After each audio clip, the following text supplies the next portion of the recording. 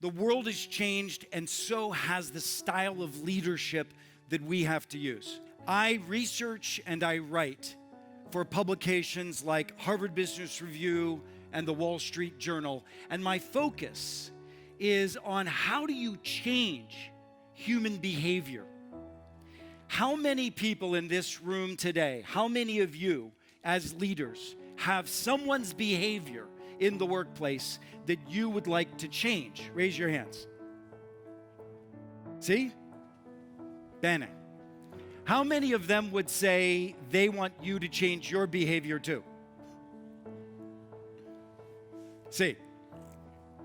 So what we're going to be talking about is how, as a leader, we lead in a way that transforms human behavior. Diversity isn't just checking the boxes and having people that look different, think different at the table. Diversity only benefits you when those voices have a voice, when those voices have power, when they can speak truth, when they challenge each other, when they wrestle through ideas, when they make an idea that used to be bland and look like the past actually look like something that is fundamentally new and not invented before.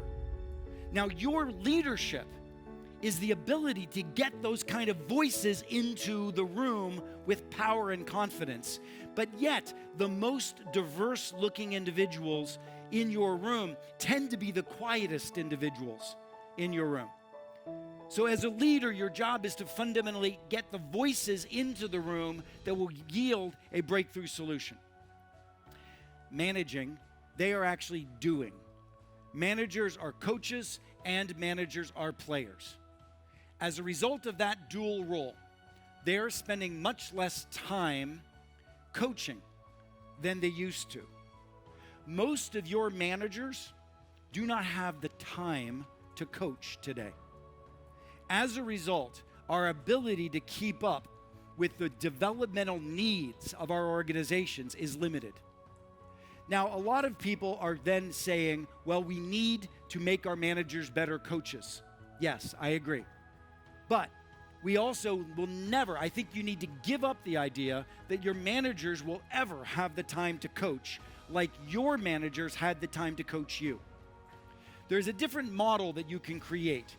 And the model is a model where the coaches of your people come not just from the hierarchy and from the group that they report to, but actually comes from the peer group in which they're working with.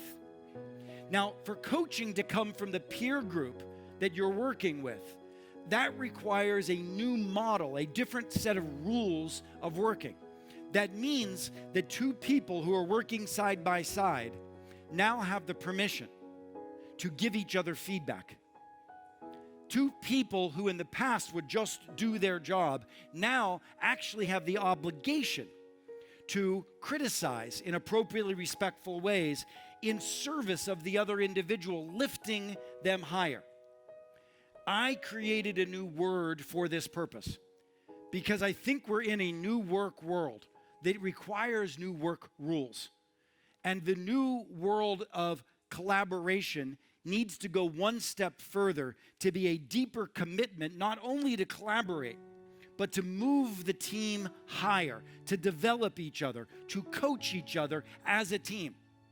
The word that I have created is not collaborate, but to co-elevate.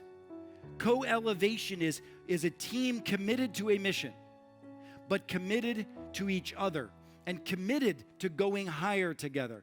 Your job as a manager isn't just to lead individuals. Your job as a manager, as a leader, is to get a group of individuals committed to moving each other up. I'll say that one more time. Your job as a leader is no longer to lead individuals.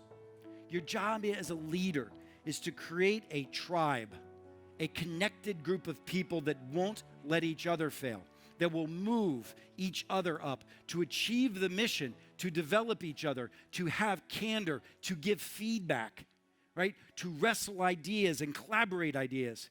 That is the only way your organizations will meet the transformational pressure that's coming from the outside marketplace.